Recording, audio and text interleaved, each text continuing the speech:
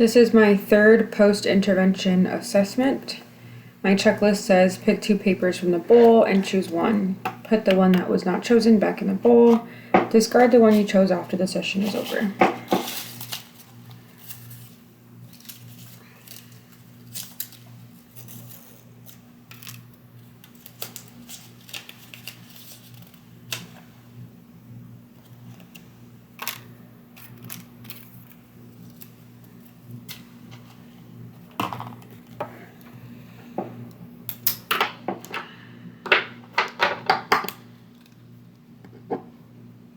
Using the notebook and pen, write an outline for your speech. Before you start writing the outline, set a timer for 10 minutes. Show the camera.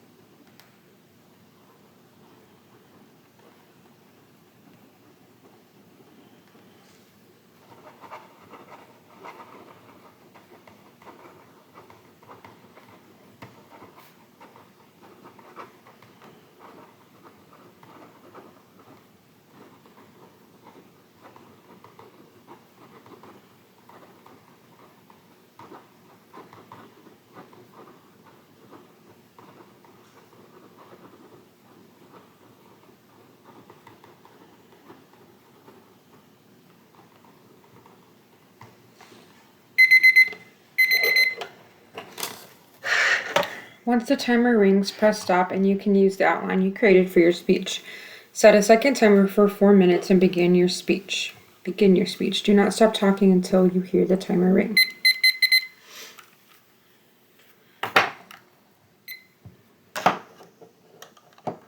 The question I got was, what do you want to be? What did you want to be when you grow up? Is it the same now? Why or why not?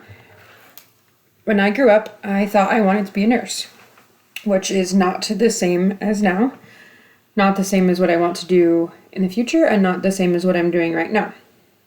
It's not the same because I'm not good at math, I'm not good at science, and the schooling to become a nurse was a complete other level of hard and tough that would be a whole new extent than what I was good at and what I wanted to do. Also, I'm afraid of hospitals, and I wanted to be a neonatal nurse, and the specialty would be extremely hard on me emotionally, and I was not prepared for that. I don't like blood, and I would not be able to stay calm in crisis situations that would involve life or death or extremely fast decision making. I do better in behavior crisis when I can de-escalate something, and sometimes things get hurt and broken during behavior crisis, but it wouldn't be a life or death situation that I had to make a decision so fast for. The burnout rate for both my job and nurses is just as prominent in one and the other, but they do make more money, but they also deal with a whole different type of unimaginable thing. And when I was younger, I never really knew what I wanted to be growing up, but I knew that my passion needed to line up with what I was doing for a living. I don't have summers off as a nurse, which I do now, so that's exciting. And my family was a little nervous when I decided to be a special education teacher because we knew that the pay would not be amazing. But I thought that working with passion instead of working a job would be the better option than for working for money. I am thankful that I chose teaching, as it will lead me to my next step of opening my own clinic and being able to further my education in behavioral health, and also still aligns with my passions for those on the spectrum as well as those with other disabilities. It was a pretty easy decision for me when I was a senior in high school that I was not going to pursue nursing degree. I was going to pursue an education degree. And once I started college, I actually had an easier time in college than I did in kinder through senior year, as it was exciting and interesting for me. And I feel like with nursing, I wouldn't have really had that fire under me, and I wouldn't have been able to volunteer and be able to spend time immersed in the community as I was during college in the special education community around Las Cruces, where I went to college, and just be able to ignite that passion. Anytime school got hard, I would go support a mom's group for moms, a support group for moms with children with disabilities, and I would help at Christmas parks, and I would help at high school events and community outreach programs for the city. And I don't feel like I would have been able to have those same volunteer opportunities if I was in nursing school, as I would be just doing hands-on stuff in the hospitals or in the residency centers or in nursing homes, and I just don't feel that that would have been as fun and engaging as mine was. So I'm definitely thankful that I decided to be a special education teacher and did not go with what I wanted to growing up. Stop the timer and stop recording.